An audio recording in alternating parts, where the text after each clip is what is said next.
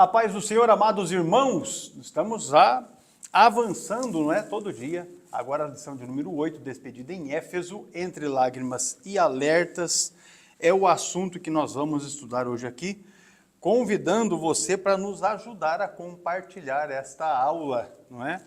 Nos ajude aí, envie nos seus contatos, não é, o link desta lição, para que outros irmãos também tenham condições de estar assistindo. Se você está nos acompanhando pelo YouTube, é só enviar o link do YouTube. Se você está na plataforma, é só também enviar o link da plataforma, porque gratuitamente as pessoas podem fazer aí um perfil de acesso à plataforma e ter condições de fazer download do material de apoio que nós estamos disponibilizando. Pastor Adolvilson, paz do Senhor. Pastor Hércules, a paz do Senhor Jesus a todos os nossos queridos professores e alunos da Escola Bíblica Dominical. E vamos em frente hoje, já a lição de número 8, né? A despedida em Éfeso, entre lágrimas e alertas. E vamos em frente em nome de Jesus Cristo. Que privilégio temos nós de estarmos aqui juntamente com todos, né? Para participarmos de mais esta aula abençoada, porque estamos aqui, claro, na orientação sábia do Espírito Santo do Senhor, não é mesmo? Vamos em frente. Nesse trimestre estamos estudando sobre a Igreja dos Gentios, a partir de Atos capítulo 13, vamos estudar aqui o livro de Atos dos Apóstolos até o capítulo de número 28, e esta lição, ela está com o texto áureo no texto de Atos 20 e versículo 28, e diz: Olhai, pois, por vós e por todo o rebanho sobre que o Espírito Santo vos constituiu bispos, para apacentardes a igreja de Deus, que ele resgatou com o seu próprio sangue. Esse o texto áureo da lição, uma recomendação de Paulo aos presbíteros que atenderam à convocação que ele havia feito para este momento de despedida, não é? A verdade prática diz que a igreja é preservada quando líderes vigilantes cuidam do rebanho com fidelidade à palavra e ainda submissão à ação do Espírito Santo de Deus. Esta a verdade prática da nossa lição. A leitura bíblica está em Atos capítulo 20, os versículos 17 a 25 e depois os versículos 36 a 38. Você pode fazer a leitura, conforme a gente sempre tem orientado aqui, leia o capítulo todo, mas também o capítulo anterior e o seguinte, para que você possa se situar num contexto um pouco mais amplo, não é? Então está aí a leitura bíblica em classe para que você possa fazer. A CPAD está sugerindo para nós os hinos para o devocional 15, o 187 e ainda o hino de número 304 da nossa harpa cristã, o hinário oficial das Assembleias de Deus.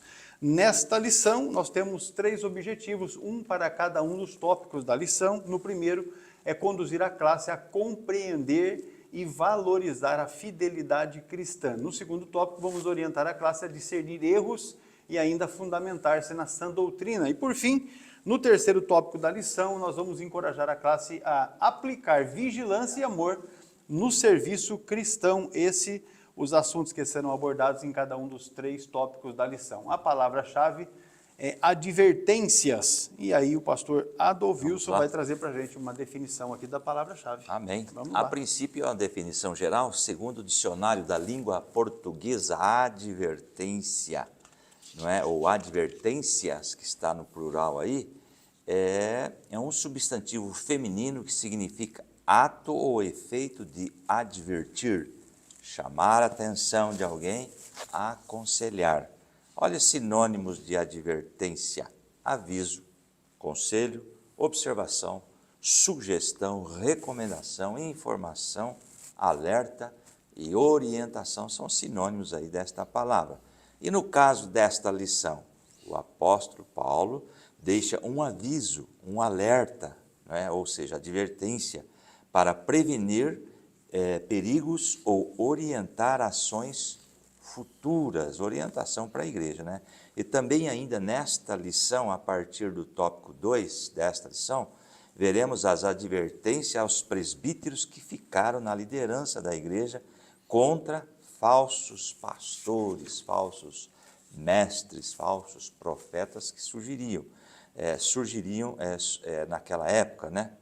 E veja bem, o apóstolo adverte que lobos cruéis surgiriam, né, tanto de fora quanto de dentro da própria comunidade, distorcendo a verdade para atrair discípulos após si. As advertências do apóstolo Paulo contra falsos mestres demonstram seu profundo amor e zelo pastoral. Ele expunha os perigos das heresias para proteger a comunidade do engano, garantindo que os cristãos permanecessem firmes na verdade e no cuidado mútuo, conforme orientado nas Escrituras. Então ele traz essa advertência, olha, um conselho. Vai acontecer isso, vocês fiquem aí atentos.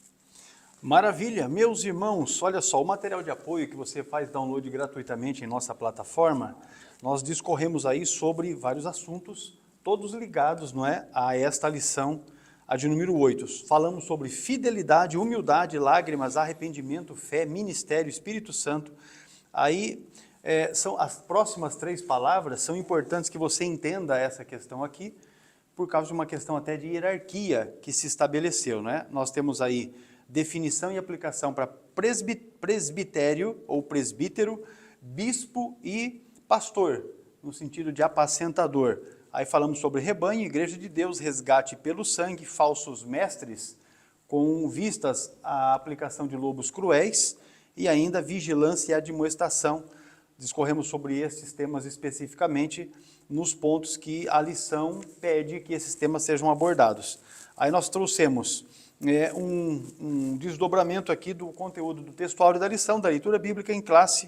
O pastor Jadovisto já definiu aqui a palavra-chave advertências, e aí cada um dos 3 tópicos da lição. O ministério de Paulo como exemplo de fidelidade. O segundo tópico, advertências aos presbíteros contra os falsos mestres. No terceiro tópico, o cuidado pastoral de Paulo com os líderes da igreja. Trouxemos também uma dinâmica que você pode utilizar-se dela para a apresentação do conteúdo da lição. E o título desta dinâmica é O Legado que Permanece. E por último, nós indicamos ali uma bibliografia. São livros, bíblias, comentários, compêndios teológicos que você pode adquirir, inclusive na própria livraria online do CETADB, tá joia? Esse material de apoio você faz download gratuitamente, são 40 páginas de comentário, de conteúdo que você tem aí para o seu estudo a respeito do conteúdo proposto desta lição.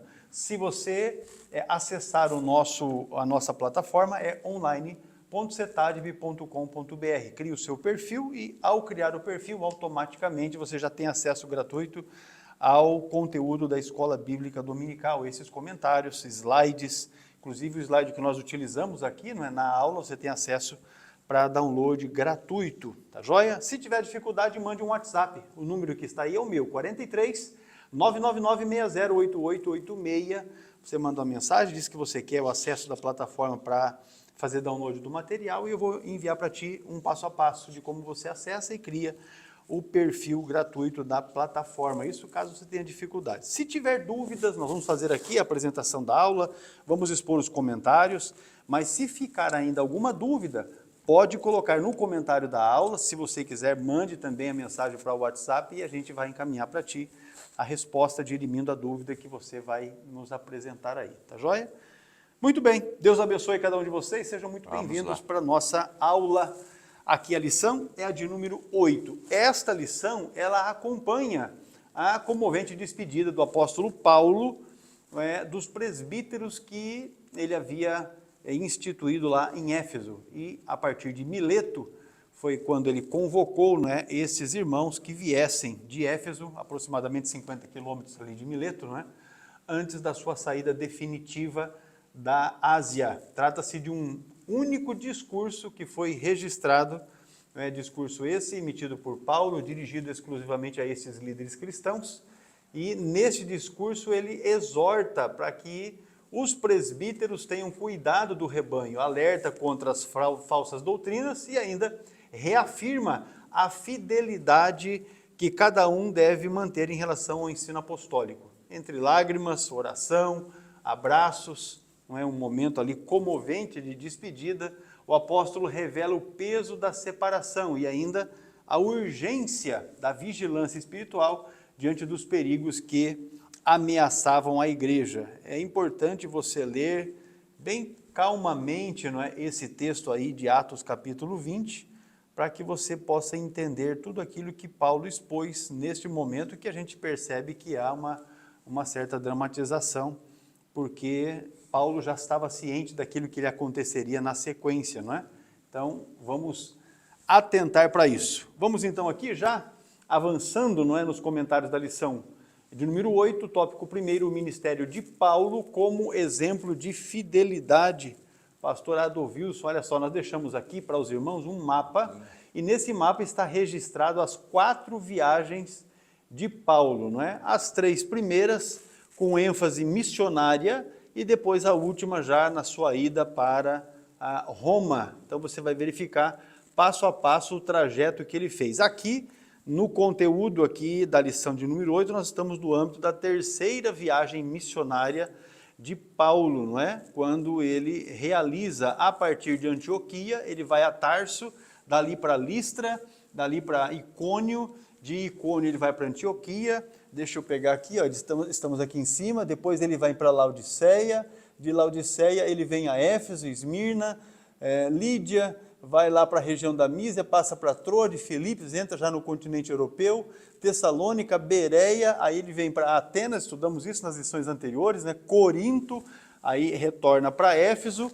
de Éfeso ele vai a Mileto e aí ele já está fazendo o regresso, né? O caminho de volta para Jerusalém, onde ele vai ser posteriormente enviado para Roma. Então, no mapa aqui está bem claro, né? O caminho, o trajeto que ele realizou, cada uma das viagens que fez. Isso para que os irmãos possam acompanhar isso de uma forma mais didática. Tá joia? Pastor Adolvilson, vamos lá então. Vamos lá. Um ministério vivido em coerência e também entrega. Muito bem, é o tópico 1 e o subponto 1, não é? Vamos dar aí o início a esta pré-aula. Veja bem, esse primeiro parágrafo, Paulo apresenta seu ministério como um testemunho vivo de fidelidade a Deus, ao Senhor. Ele recorda aos presbíteros de Éfeso que serviu com toda humildade, lágrimas e provações. Lá no versículo 19 nós vamos ler, mas eu fiquei aqui imaginando como era Saulo antes da conversão e agora Paulo, né? Ele está sensível. Antes era truculento, violento, qualquer situação ele partia para agressão mesmo. Agora ele é um homem transformado por Deus e o Espírito Santo traz essa sensibilidade que nós vamos ver aqui. Olha o que está escrito aí em Atos 20, 19. Servindo ao Senhor com toda a humildade e com lágrimas e provações, que pela cilada dos judeus me sobrevieram. Tá? O que ele quis dizer com este versículo? Ele quis dizer que aí Paulo está resumindo seu ministério, né? Destacando 3 marcas essenciais de um obreiro aprovado. Servir com humildade, ou seja, sem busca de glória própria. Veja bem, Paulo é o nosso padrão de ministro do Evangelho, de obreiro, não é? É o nosso modelo. E olha como ele serviu, com humildade. Infelizmente, no nosso meio hoje, nós vemos aí algumas pessoas que não têm humildade nenhuma, são arrogantes, são altivos, né? Olha o exemplo dele aí. E também ele serviu com lágrimas. O que é isso? Ele tinha empatia pelas almas. O que é empatia? É tentar se colocar no lugar das pessoas que estão sofrendo, e ele serviu com lágrimas também. E olha aí, e perseverança em meio às provações causadas pelos opositores. Então ele sofreu todas essas questões aí. Ele é o modelo de líder que prioriza a edificação da igreja em vez do conforto próprio. Eu fico olhando isto, lendo isto sobre a vida dele e fazendo uma colocação para os nossos dias, até com relação ao nosso ministério, né, pastor? Como é que nós estamos se comportando diante do exemplo deixado aí pelo apóstolo Paulo? Veja bem, queridos, então lágrimas e provações, demonstrando que o verdadeiro ministro nasce do quebrantamento e da perseverança. Olha o segundo parágrafo. Sua fidelidade, está escrito aí, manifesta-se no compromisso de anunciar todo o conselho de Deus, sem omitir verdades, proclamando arrependimento para com Deus e fé em Jesus Cristo. Nós temos aí 2 versículos, né? Inclusive foi alterado aí na lição está 21, e na realidade é o versículo 20 e o 27, né? Atos 20 e o 20 está assim: como não me esquivei de vos anunciar coisa alguma que útil seja, ensinando-vos publicamente e de casa em casa. Veja a perseverança em evangelizar que o apóstolo Paulo tinha. E olha o versículo 27, porque não me esquivei de vos anunciar todo o conselho de Deus. Esse texto está aí em Atos 20 e 27. O que quer dizer isso? Paulo não omitiu nenhuma verdade necessária, quer seja ela agradável ou difícil. Ele ensinou tanto a graça quanto o juízo, sem reter os pontos centrais do evangelho de Cristo. O verdadeiro líder espiritual guia o rebanho com base na palavra de Deus, nas escrituras, não é? Ninguém dirige igreja com sonhos e revelações. Deve-se dirigir igreja através da palavra de Deus. Olha aí o terceiro parágrafo. Assim, vida e mensagem caminham juntas. Vamos ver sobre isto. Revelando que a autoridade espiritual é confirmada por um testemunho coerente. Nós temos aí 1 Coríntios 4,16. Rogo-vos, portanto, que sejais meus imitadores. Olha aí o que o apóstolo Paulo escreve. Eu trouxe aqui com relação a isso, o exemplo de vida do obreiro deve refletir a prática do evangelho, apontando sempre para Cristo. E Paulo tinha autoridade moral. Ele podia pedir para ser imitado porque sua vida estava alinhada com os ensinamentos de Jesus, não é? Ou seja, o que ele pregava, o que ele ensinava, ele vivia, né? Vivia na prática. E para nós hoje, o obreiro não está aí, eu trouxe aqui um adendo, o obreiro não ensina apenas com palavras, mas comprova a mensagem com o seu comportamento diário. Porque eu sempre digo para os alunos, o microfone aceita tudo. Eu quero saber como é a nossa vida fora do âmbito de igreja, lá na sociedade, qual é a opinião que eles têm sobre a nossa vida, nosso comportamento. Então veja bem, outro sim eu trouxe aqui, alvo da imitação não é o homem em si, mas o próprio Cristo que vive através do servo. Então veja bem que aqui nós temos uma colocação direcionada a nós como obreiros, pastores, enfim, aquele que está envolvido na obra, presbíteros, diáconos e até mesmo membros, não é? Qual é o nosso comportamento diante da sociedade? É um ponto aqui de reflexão.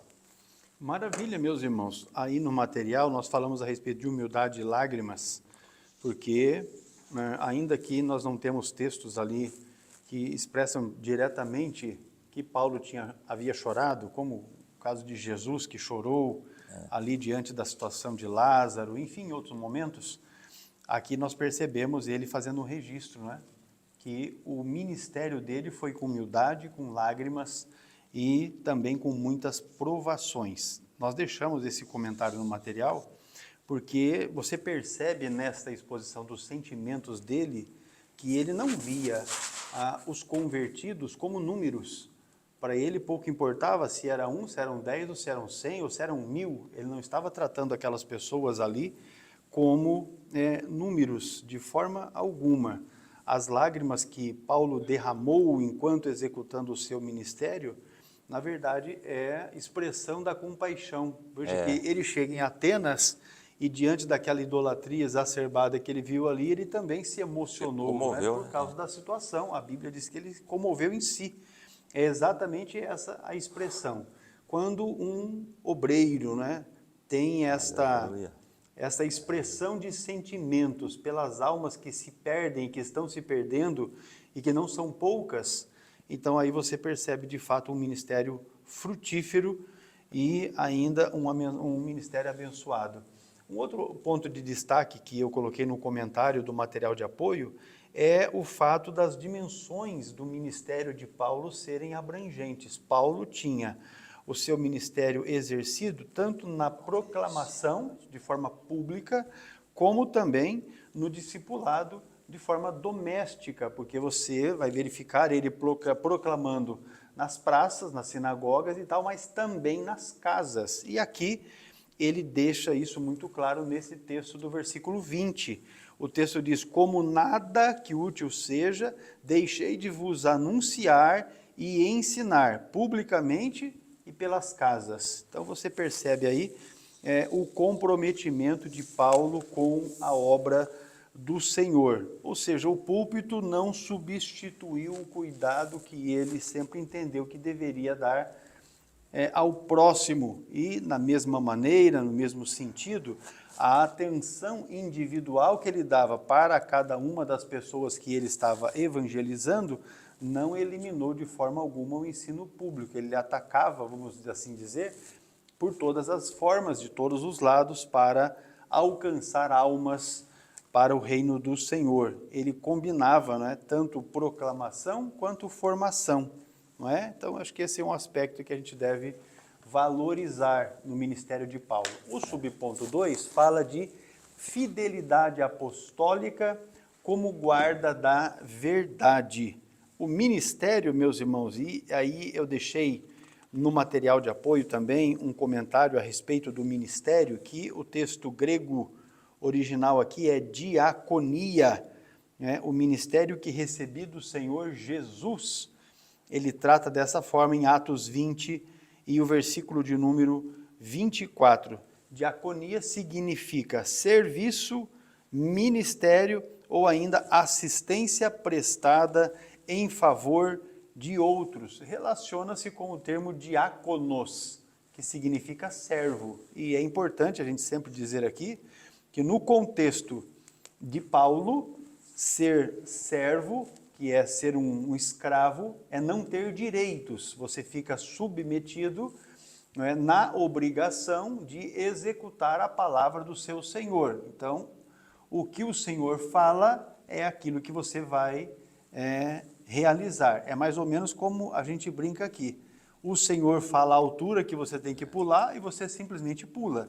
É mais ou menos essa a realidade que nós temos aqui quando nós falamos de ministério apostólico. A fidelidade, isso está na sua revista, a fidelidade apostólica, ela envolve zelo pela sã doutrina e ainda vigilância contra o erro. Então, tem o aspecto de você cuidar em cumprir a palavra de Deus, no caso aqui a doutrina apostólica, e também vigiar para não cair.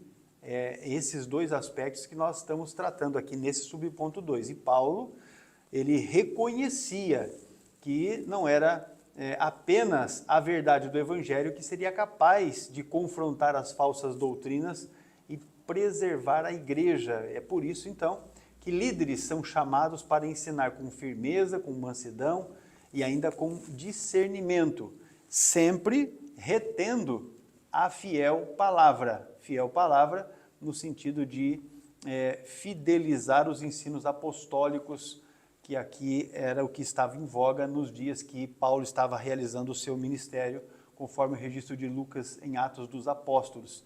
E reter a fiel palavra para que você tivesse condições, ou para que ele, naquele momento, pudesse exortar e convencer os contradizentes. E aí nós temos as referências tanto de Tito, que aí é a palavra de Paulo para Tito, capítulo 1, versículo 9, como também as palavras de Paulo a Timóteo, na segunda epístola que ele escreve a Timóteo.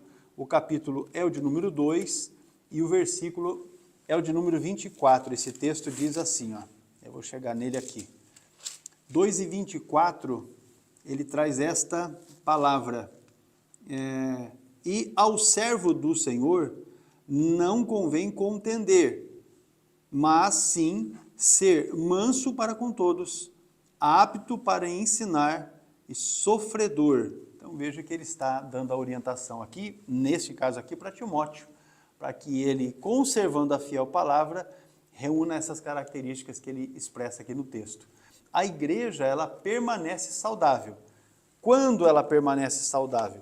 Quando ela se alimenta da palavra e ainda desenvolve uma fé não fingida, uma fé que seja sustentada por uma boa consciência. E aí nós temos a palavra de Paulo a Timóteo, capítulo 1 e o versículo 5. Deixa eu dizer uma coisa para os irmãos. A fidelidade apostólica, a gente, no texto aí, ela fica bem resumida, mas nós vamos colocar aqui, ó.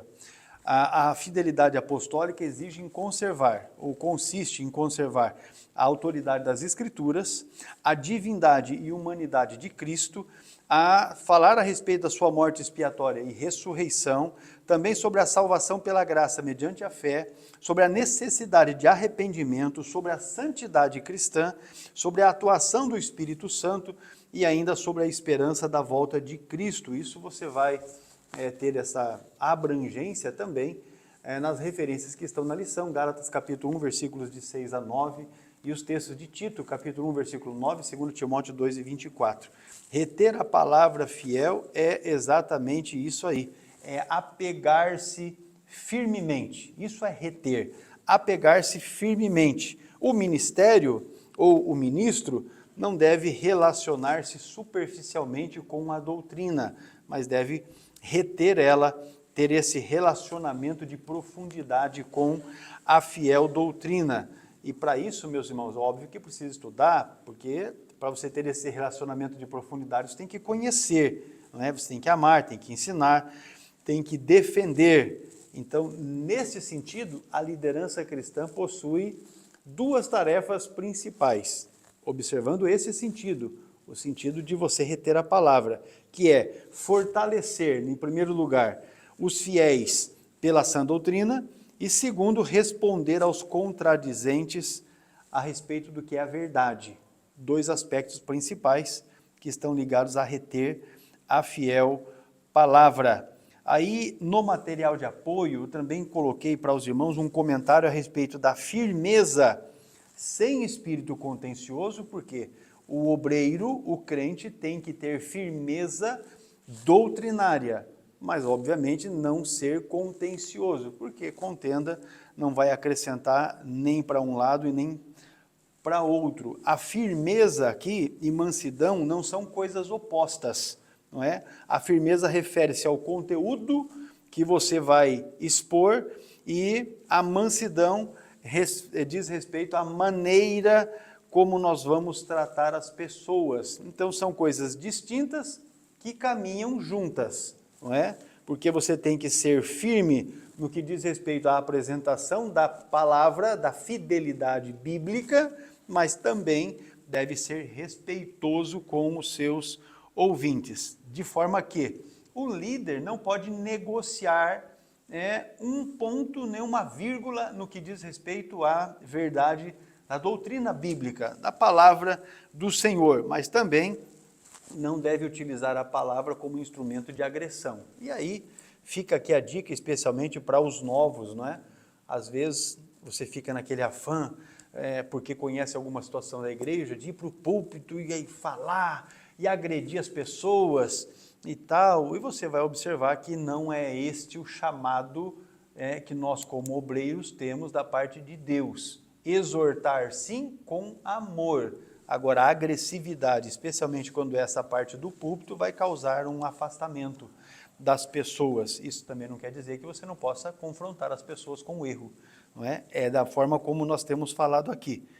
Na nossa perspectiva pentecostal, o discernimento doutrinário precisa caminhar de mãos dadas com a dependência do Espírito Santo. Assim você não vai se exceder, não é? Se o Espírito Santo estiver contigo nas questões, nas explanações, na sua vida, no seu dia a dia, não vai haver exagero de parte a parte, porque o Espírito Santo jamais conduz a igreja para longe da palavra que ele, o Espírito Santo, inspirou. Então, tenha comunhão com o Espírito Santo e faça desta forma. Ainda, meus irmãos, nós falamos aqui a respeito de uma fé não fingida, de uma boa consciência. Isso falando a respeito da fidelidade apostólica como guarda da verdade. O texto de 1 Timóteo 1,5, que é referência aí da sua revista, ele diz: ora, o fim do mandamento é o amor, de um coração puro e de uma boa consciência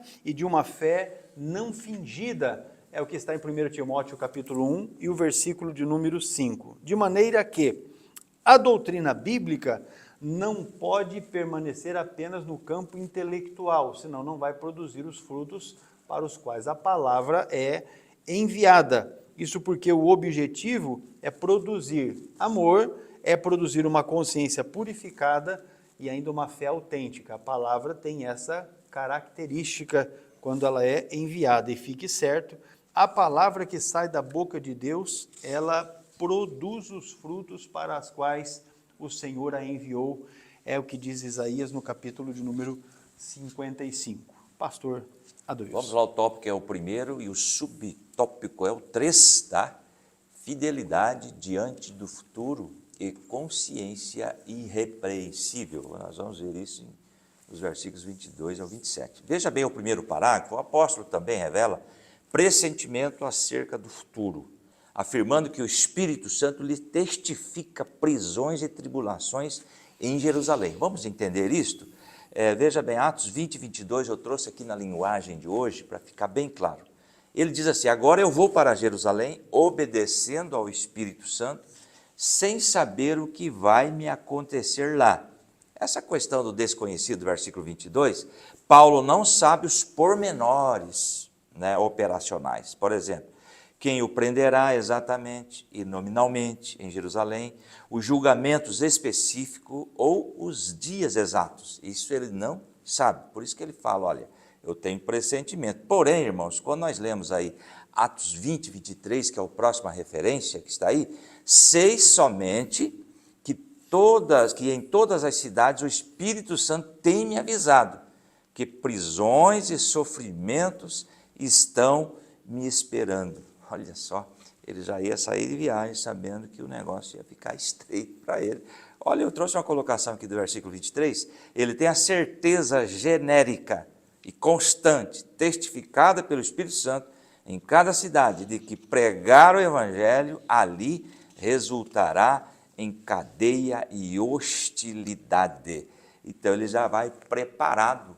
Quando eu estava lendo isso aqui, eu lembrei de Amós, capítulo 3, verso 7, onde diz assim: certamente Deus não fará coisa alguma sem antes avisar através dos seus servos, os profetas. Ou seja, Deus já vai orientando, olha, a situação vai ser difícil lá. Como vai ocorrer, ele não sabia. Mas ele já ia orientado que ele sofreria de perseguições, tá certo? Veja bem o segundo parágrafo. Ainda assim, não recua, pois considera a sua vida sem valor diante do chamado de completar a carreira e testemunhar do Evangelho da graça. Veja bem que transformação sofreu o Saulo, né? Agora aí pregando o Evangelho. E veja bem o que eu trouxe aqui, queridos, lá em Atos 20, 24, que é uma referência que está aí, mas em nada tenho a minha vida como preciosa para mim. Veja bem a conversão, veja bem o sentimento de urgência de pregação do Evangelho, contanto que complete a minha carreira e ministério que recebi do Senhor Jesus para dar testemunho do Evangelho da graça de Deus. O que significa isto? Paulo quis dizer que o propósito de cumprir a missão de pregar o Evangelho era muito mais importante para ele do que a sua própria preservação física.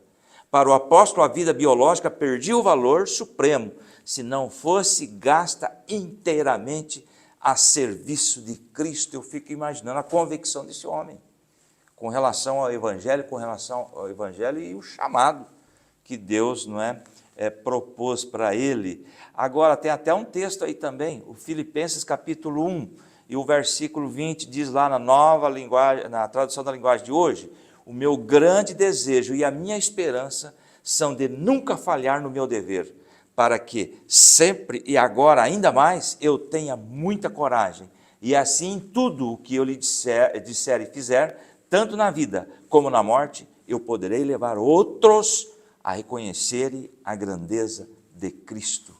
Que sirva isso de modelo para nós, esta convicção real do apóstolo Paulo. E no versículo 21 ele diz lá: pois para mim viver é Cristo e morrer é lucro. Nós usamos isto em algumas cerimônias, né, fúnebres que nós fazemos. Filipenses 1:21, que significa, resume a fé cristã, com o apóstolo Paulo afirmando que o viver é Cristo e o morrer é lucro, escrito na prisão. Veja bem, escrito na prisão, o texto ensina que a vida na terra serve para servir a Jesus, e a morte traz a vantagem de estar com Deus para sempre. Ou seja, existe um propósito de vivermos, de estarmos vivos, de estarmos sobre a terra. Existe esse propósito. Qual é o propósito? Servir a Deus e executar o ministério com excelência, não é? O ministério para o qual Ele nos chamou.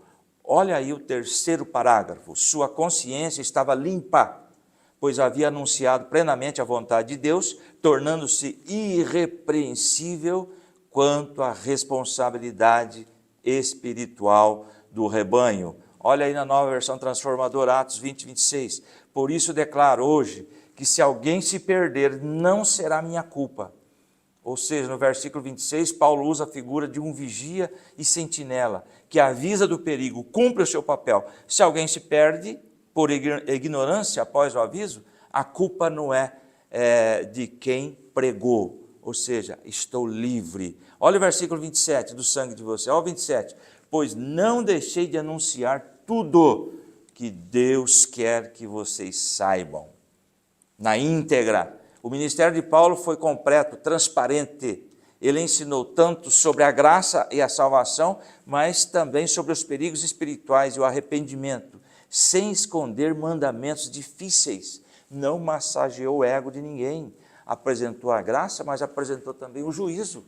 Deus é amor, mas também Ele é juízo. Indistintamente do público para quem ele estava falando. Exatamente.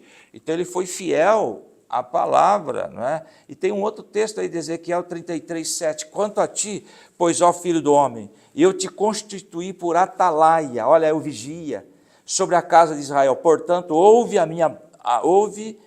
da minha boca a palavra e da minha parte dá-lhes aviso. E 8. Se disser ao ímpio, o ímpio certamente morrerás, e tu não falares para dissuadir o ímpio do seu caminho, morrerá esse ímpio na sua iniquidade, mas o seu sangue eu requererei da tua mão. Eu não avisei, eu não fiz o meu trabalho de atalaia, isso vai ser requerido.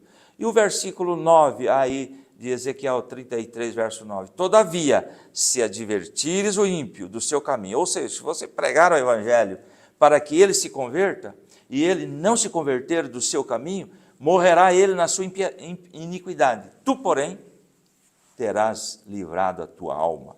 Então, em suma, Ezequiel 33, 7, 9, reforça o chamado de Deus para que o profeta atue como atalaia, vigia espiritual, destacando a responsabilidade de transmitir o aviso divino, a responsabilidade individual do pecador e a isenção da culpa do mensageiro. Ou seja, fomos chamados para anunciar, vamos anunciar. Se não anunciar, vai ser requerido de nós. E o próximo slide ainda encerra este assunto. Esse exemplo nos ensina que a fidelidade não elimina sofrimento, mas produz segurança diante de Deus. A partir dessa convicção, Paulo passa a exortar os líderes a cuidarem vigilantemente da igreja, que possamos nós recebermos esta palavra aqui, não é? Para o nosso ministério. Veja bem o que eu trouxe aqui. Fidelidade não está na lição, não é conforto. Seguir a Deus significa ter a presença dEle e não a vida sem problemas e lutas. Nos momentos difíceis, Deus dá força exata para suportar a carga, sem destruir a esperança. O sofrimento na vida de Paulo não era um sinal de abandono, mas uma oportunidade para o poder de Deus brilhar através da fragilidade humana, mas que sirva de exemplo. Este assunto hoje está tocando muito em nós, obreiros chamados para a seara do Mestre, e que nós possamos usar a vida, o ministério do apóstolo Paulo como modelo para o nosso ministério. Irmãos, eu fiz um destaque, e eu quero compartilhar com os irmãos aqui a respeito desse tema. A direção do Espírito Santo não significa ausência de sofrimento. Aleluia. Isso é uma coisa que você observa no texto, que Paulo, ele testemunha de que nas igrejas por onde ele passou, ele recebeu já revelações do Espírito Santo. Não está muito claro como isso aconteceu, mas certamente por meio de profecias dos sofrimentos que ele enfrentaria no seu ministério, na sequência do seu ministério. Para muitos, um negócio desse de repente causa até um afastamento. Mas Paulo, exatamente porque não tinha por preciosa a sua vida, foi até as últimas consequências. Então, assim, ó, as revelações repetidas, provavelmente, foram manifestações proféticas desta igreja, nas igrejas por onde ele passou. O Espírito Santo não revelou as tribulações para desviar Paulo do chamado, porém essas revelações tinham características de prepará-lo, de dar a ele ferramentas, porque ele já estava sabendo o que aconteceria, como que esta antecipação para fortalecimento dele. Ou seja, a direção divina aqui, ela não pode ser avaliada no âmbito da facilidade do caminho, porque às vezes o indivíduo está buscando um ministério com facilidades, e o ministério, meus irmãos, aos pés do Senhor, não tem facilidades. Não tem, não existe facilidades, as coisas são difíceis de fato. Em alguns casos, obedecer ao Espírito Santo é sinônimo de ser conduzido a lugares de muita oposição e de sofrimento. Muitas vezes, não quer dizer que serão em todas as vezes, mas que acontecerá, você pode ter certeza. No material de apoio também tem uma conclusão a respeito desse tema aí, quando falamos de fidelidade diante do futuro e também de termos uma consciência irrepreensível. O ministério do apóstolo Paulo foi marcado pela junção, pela união de 3 elementos que eu considero fundamentais, principais. Primeiro deles, a coerência. A vida de Paulo confirmava exatamente aquilo que ele pregava, porque há pessoas que têm a coragem de, ao tomar o microfone para pregar, dizer para os seus ouvintes: façam conforme eu estou lhes dizendo, mas não olhem para a minha vida. Totalmente o contrário. Vou dizer aqui para os irmãos, me ocorreu aqui agora, Filipenses, quando Paulo escreve, não é? Filipenses 4, o versículo de número 8 e 9, olha só, deixa eu trazer a Bíblia para perto, porque a letra é pequena, né? O texto diz assim, ó: quanto ao mais, irmãos, tudo que é verdadeiro, tudo que é honesto, tudo que é justo, tudo que é puro, tudo que é amável, tudo que é de boa fama, se há alguma virtude, se há algum louvor, nisso pensai. Aí ele diz assim no verso 9, e o que também aprendestes, e recebestes, e ouvistes, e vistes em mim, isso fazei, e o Deus da paz será convosco. O que ele está dizendo? Olha, gente, tudo que vocês me viram fazer, toda a maneira como eu procedi, tudo isso que vocês viram em mim, pode fazer, porque se vocês fizerem como eu fiz, tudo que vocês viram em mim, certamente Deus vai estar com vocês. Totalmente o contrário do que alguns ensinadores falam, e tem outros que não falam, mas a vida deles não condiz com a pregação que eles têm. Então, isso é um aspecto que a gente acha interessante, a coerência. O outro aspecto é fidelidade doutrinária, porque ele não modificou a mensagem diante do auditório que ele tinha ali quando estava pregando, mas ele, sem ocultar as verdades do Evangelho e de forma inteligente, ele apresentou a mensagem. Isso desde quando ele iniciou o seu ministério, conforme já estudamos, a partir da lição de número 2, deste trimestre, não é? Todos os lugares onde ele teve, ele pregou a mensagem distintamente das pessoas que estavam diante dele, e é o que vai acontecer aqui na sequência do estudo deste trimestre. Ele vai estar diante dos governantes, dos principais, não é, do Império Romano, e também não vai ocultar, nem vai passar pano quente, não. Ele vai apresentar a verdade do Evangelho. Fidelidade doutrinária é isso. Então nós falamos de coerência e agora falamos de fidelidade doutrinária. Por fim, a entrega de Paulo. Não é? Ele prosseguiu na carreira mesmo sabendo que prisões e tribulações o aguardavam. Perseverou em seguir ao Senhor. Glória a Deus. O apóstolo Paulo, então, ele é um exemplo de fidelidade, de coerência e de entrega total ao ministério, que cada um de nós possamos nos espelhar, não é? Primeiramente em Jesus Cristo. E penso que Paulo continua sendo um excelente exemplo, e certamente você deve ter um referencial aí na sua igreja, na sua cidade, de um obreiro que reúne essas características: coerência, fidelidade doutrinária e entrega ao ministério. Amém? Vamos, meus irmãos, fazer aqui um breve intervalo. Na sequência, vamos retornar e vamos falar sobre a advertência aos presbíteros contra os falsos mestres. Já voltamos, fica conosco, nos ajude aqui, aproveite esse intervalo e compartilhe o link desta aula com os irmãos que você conhece, que amam a escola bíblica dominical, ou ainda aqueles que precisam desse estudo, porque certamente é bastante relevante. Já voltamos.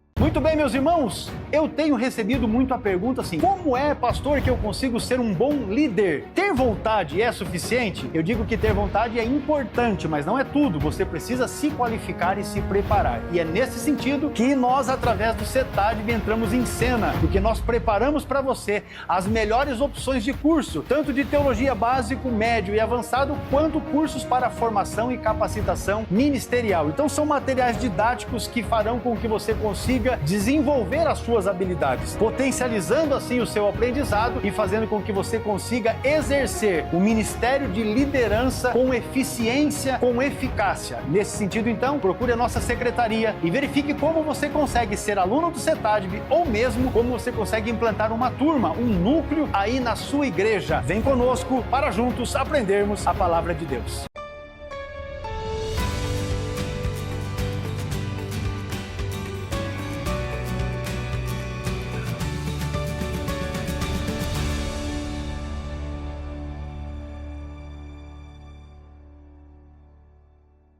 Glória a Deus, tópico 2 da lição, as advertências aos presbíteros contra os falsos mestres. Paulo reuniu os presbíteros da igreja para dar a eles informações importantes a respeito do ministério. O texto de Atos 20, dos versículos 28 ao 31, ele apresenta uma das mais solenes responsabilidades da liderança cristã. Quais sejam elas? Guardar a própria vida, cuidar do rebanho e proteger a igreja contra o erro. Então vamos lá discorrer a respeito deste assunto. Muito bem, o tópico 2 e o subponto 1. Lembrando aí, irmãos, que a despedida em Éfeso, entre lágrimas e alertas, pensamos aí através desse contexto que ele pregava a verdade e era querido, né? Que o povo, os obreiros aí choraram na despedida. É o que acontece no nosso meio hoje, né? Quando existe aí uma transferência de obreiro, quando o obreiro é querido, a igreja sofre, né? Então é a mesma situação que nós estamos vendo aqui, né? Fica triste pela despedida.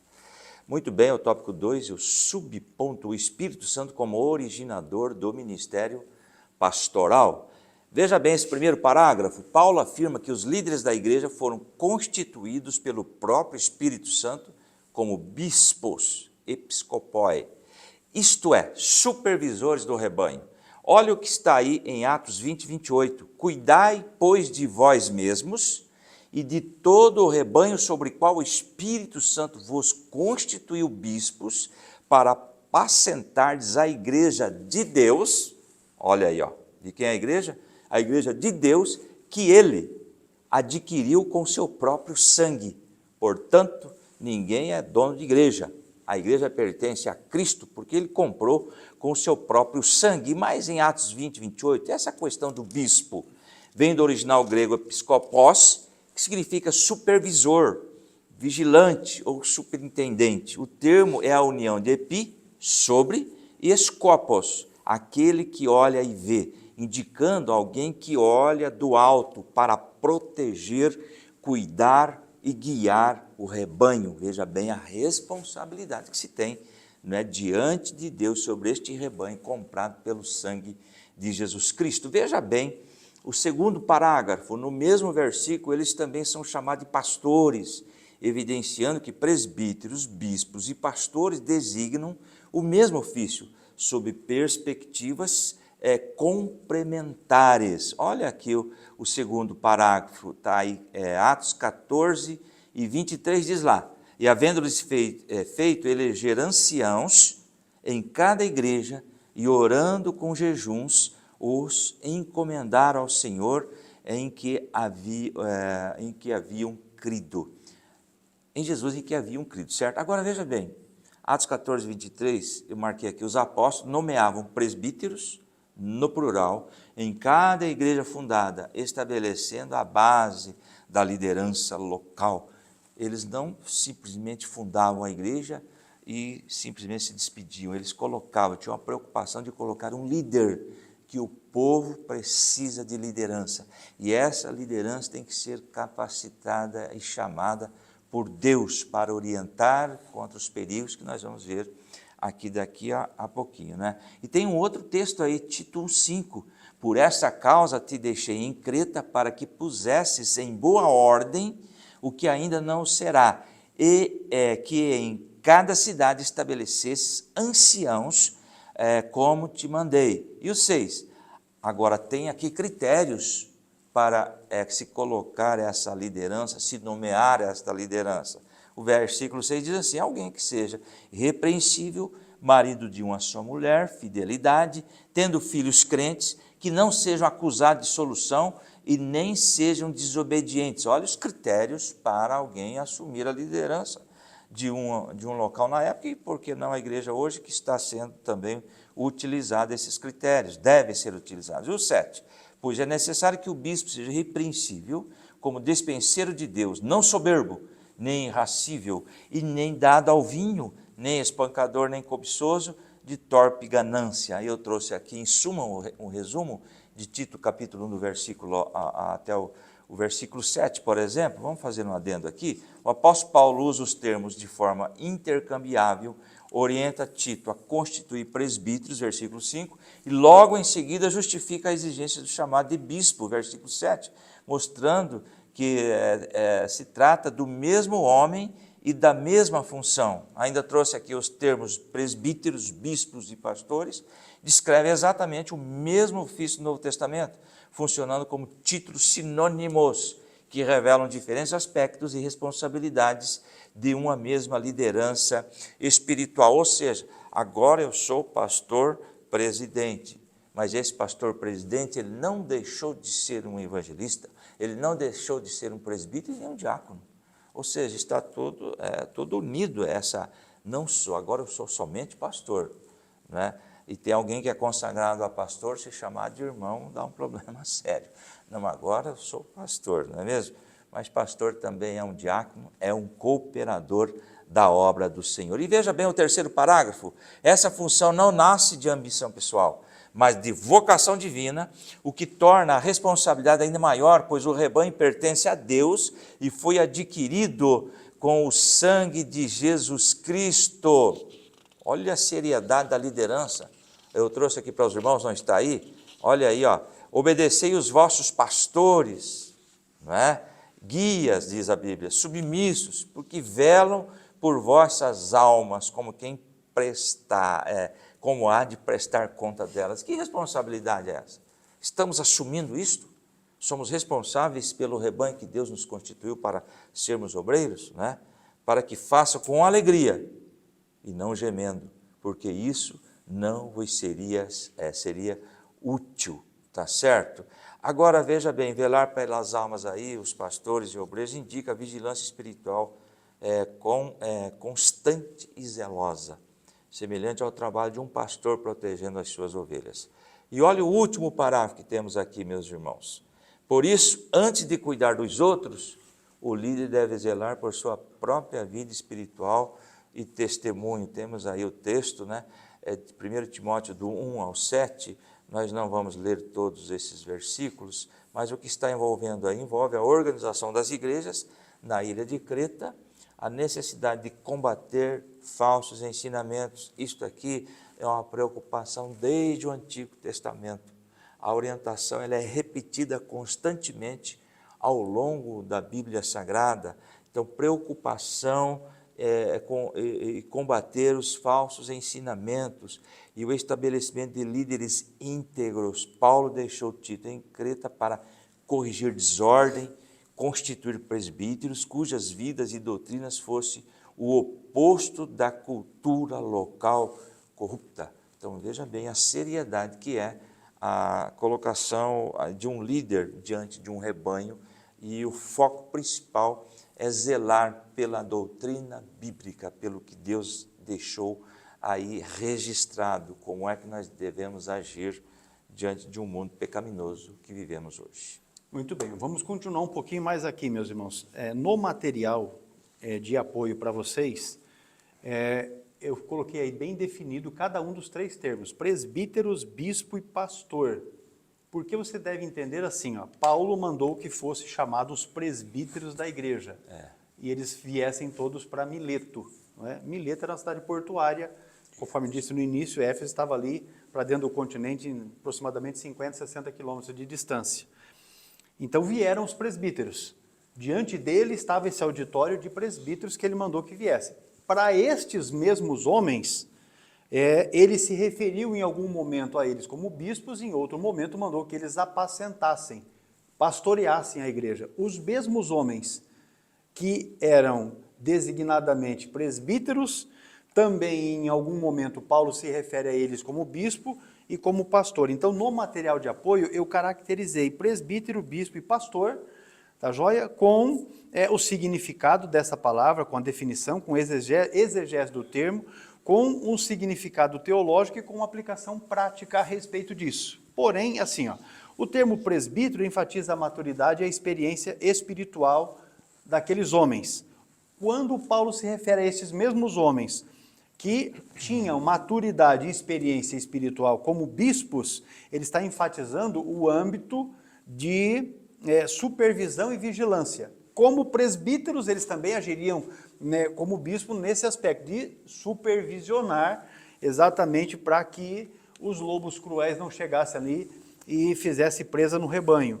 Quando ele se refere a estes mesmos homens que estavam ali diante dele, que eram os presbíteros, dizendo que eles deveriam pastorear, o termo ali é poimen, que significa pastor, e poimaino, que é pastorear, ele está dizendo que deve enfatizar o cuidado, a alimentação e proteção do rebanho, que é essa a função do pastor. Então, os indivíduos que estavam diante dele naquele auditório eram os presbíteros da igreja de Éfeso, que agora ele estava dando essas recomendações, que eles supervisionassem, que eles dessem de comer para o povo, se alimentasse o povo, cuidasse do rebanho. Então, esta as características que Paulo via naqueles mesmos homens. Então, assim, é lamentável que por causa da constituição hierárquica que nós temos na nossa Assembleia de Deus, que alguns irmãos olham para si, quando você pergunta, qual é a sua função na igreja? Ele fala, sou apenas um presbítero. Meu irmão, um presbítero, ele tem a função pastoral, só não tem o título, não é? Na nossa nomenclatura eclesiástica assembleiana, um presbítero, ele só não tem o título de pastor, mas ele tem as funções pastorais. Um presbítero ministra ceia, que é algo mais importante do que ministrar ceia. Você entendeu como é o negócio? O presbítero tem ação pastoral, ele cuida da igreja, ele cuida do povo, ele pastoreia, ele está na supervisão também como um bispo. Então, assim, ainda que por causa de questões de nomenclatura, algumas denominações colocam o bispo como aquele indivíduo superior, eu sou bem claro aqui de afirmar, tem muitos bispos que não exercem a função de pastor, não cuidam do rebanho. Nem diácono. É isso aí. Nem supervisiona, que seria o que está ligado ao termo, não é? Muito menos ensinam, porque os presbíteros, Paulo recomenda para Timóteo as características deles ali, então você vai observar que tem características que são próprias.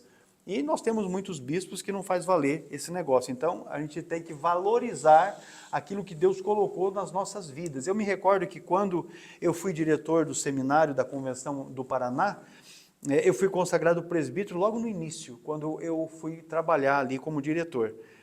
E eu trabalhei 10 anos como diretor. E eu confesso aos irmãos que eu fui consagrado pastor logo depois, com 2 anos. Eu fui consagrado evangelista e depois pastor no ano seguinte. Mas até o último momento eu tinha irmãos que, quando falavam comigo ao telefone, me tratavam como presbítero. Isso para mim pouco importou e nem foi depreciativo. Até porque tudo que eu fiz não foi em função do meu título de presbítero ou de pastor. Não foi isso.